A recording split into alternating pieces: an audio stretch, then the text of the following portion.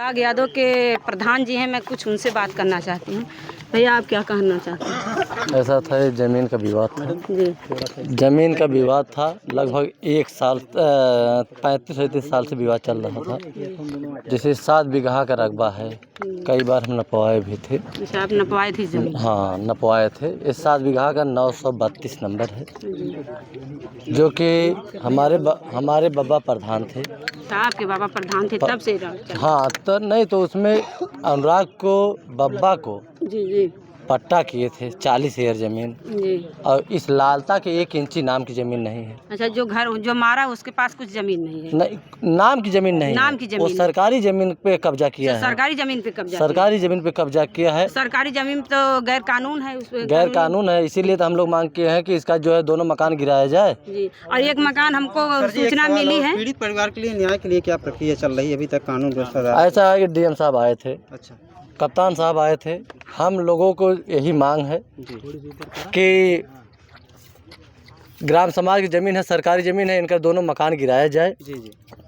और रमेश यादव ने जो हत्या किया है, तलवार से जो गर्दन धड़ अलग किया है, उसका इनकाउंटर होना चाहिए या तो फांसी हो तत्काल में। फिर हम लोग ये मांग है, जब से वो दरोगा हुआ है उनका बेटा लालता का, तब से नौकरी से बर्खास्त, नौकरी से हटाया जाए। दरोगा का रुआब जताते हैं। ऐसा है, जब से वो दरोगा पद पे मेरठ में पोस्टिंग हुई है, तब से जान लीजिए कि हमारे मोहल्ले में 50 घर का मोहल्ला है, तांडव मचाया है। आज इसका जो घर बना है वो भी तो अनुराग यादव की जमीन पे बना है।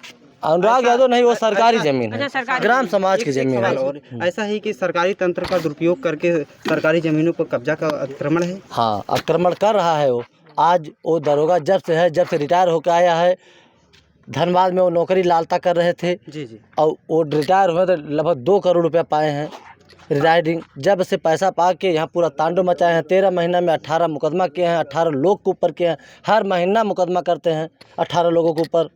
एक सवाल और, जो भाई यहाँ जिनकी हत्या की गई उनका चाल चलन यहाँ कैसा था, और जिन्होंने हत्या की उनके बारे में कुछ बताइए। देखिए, जो हत्या किया है जी वो अपराधी किस्म का है। जी जी। उसका लालता नौकरी कर रहे थे और राजेश और रमेश वहाँ धनबाद झारखंड रह रहे थे। नक्सलियों से, आतंकवादियों से इन लोगों का संबंध था। उस दिन कप्तान साहब आए वहाँ घर में, उनके तलाशी की हत्या के बाद। हत्या के बाद तलाशी की, हत्या के पहले तो सुन रहे हैं कि पुलिस बोल रही थी कि पहले यहाँ खून होगा तभी कुछ होगा।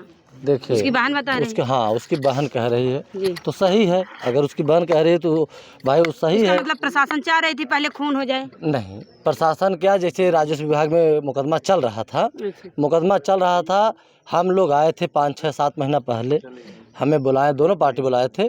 तो ये सामने देखिए, इसको हम बाउंड्री कराए हैं, सामने देखिए, इसको हम बाउंड्री कराए थे कि, और हमारे गांव के मानिंद लोग भी आए थे कि ये हुआ कि मामला जो है, उसके बाद वही उनका घर ये है। मामला संज्ञान में था पहले से? हाँ, संज्ञान में था। वो बाउंड्री के बाद उनका घर है, वो थोड़ा सा वो, हाँ, वही मकान उनका है। हमारे बाउंड्री के बाद उन्हीं का घर है। और एक गरीब का मकान देख लीजिए और एक अमीर का मकान देख लीजिए। जब से भैया वो लड़का खिलाड़ी था, कहीं ना कहीं वो अपने देश के लिए एक मान सम्मान था।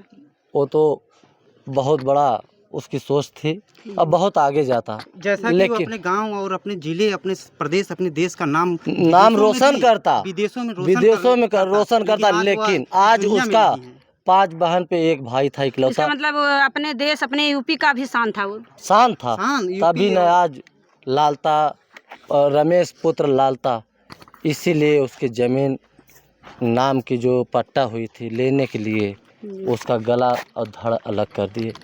और जैसे गला काटे थे, ऐसा लग रहा था, ऐसा क्लीन काटे थे कि जैसे कहीं ट्रेनिंग दिए हैं जी। हमें फ़ोन, हत्या होने के बाद फ़ोन आ गया। हम वही नहा के पूजा कर रहे थे, पूजा करने वाले थे।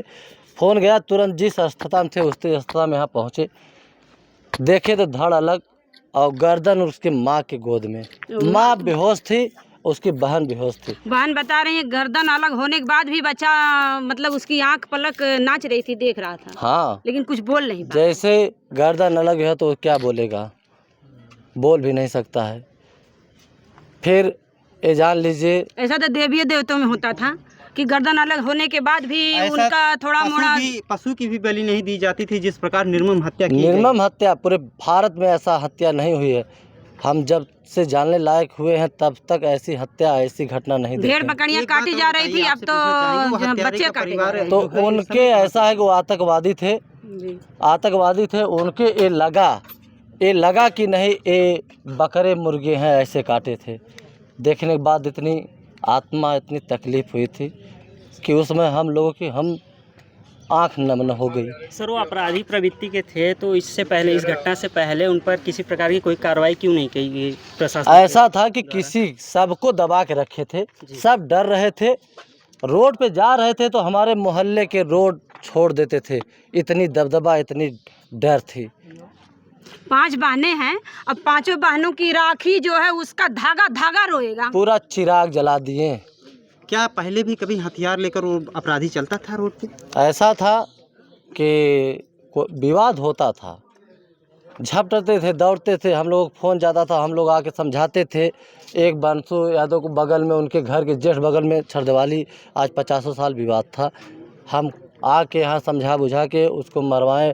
हम समझा रहे थे, हमारे खिलाफ गए, हम थाने पे एप्लीकेशन दे अच्छा, दिए। आपके खिलाफ भी हमारे खिलाफ भी दिए थे। वह समय विजय कुमार गुप्ता एसओ थे। हमें भी बुलवाएं, इन्हें भी बुलवाएं, पूछें। तो हम यही कहे कि हमारे गांव के किसी भी व्यक्ति को, हमारे मोहल्ला को बुला लीजिए, अब पूछ लीजिए क्या सही है। उसके बाद एसओ साहब ने उनको डांटा भी, लेकिन वो माने नहीं। वो छरदवाली जो मराई है सामने, विवाद ख़त्म हो गया था, उस लड़का से कोई मतलब नहीं था। हम 100 बार इस मामले में आए हैं, समझा बुझा कर। हम लोग, हमारे गांव के भी मानित लोग भी थे, लेकिन वो बच्चा कभी इस मामले में आया नहीं था जिसका गला काट के हत्या की गई। भाई वो खिलाड़ी था, खिलाड़ी देश की शान होता है, वो विवादों में नहीं रहना। अच्छे लोग, अच्छे संस्कार मिले होंगे जो उसके गला काट दिया बहुत गया। होनहार, बहुत सुशील लड़का था, कभी निगाह भी नहीं मिलाता था। जहाँ मिलता था हर सम्मान के साथ, अगर वो मेडल भी जीत के आता था, हम लोग जाते थे हम लोगों से आशीर्वाद कहीं न कहीं आपकी भी वो शान था। जरूर था, हमारा थान था, हमारे क्षेत्र का आपके शान था, गांव का, आपके गांव की शान था, आपके मोहल्ले, आपके गांव का जान था वो। जान था, हमारे प्रदेश का शान था, हमारे जनपद का शान था। जी, बहुत बहुत धन्यवाद सर। धन्यवाद सर, धन्यवाद। जय हिंद, जय हिंद।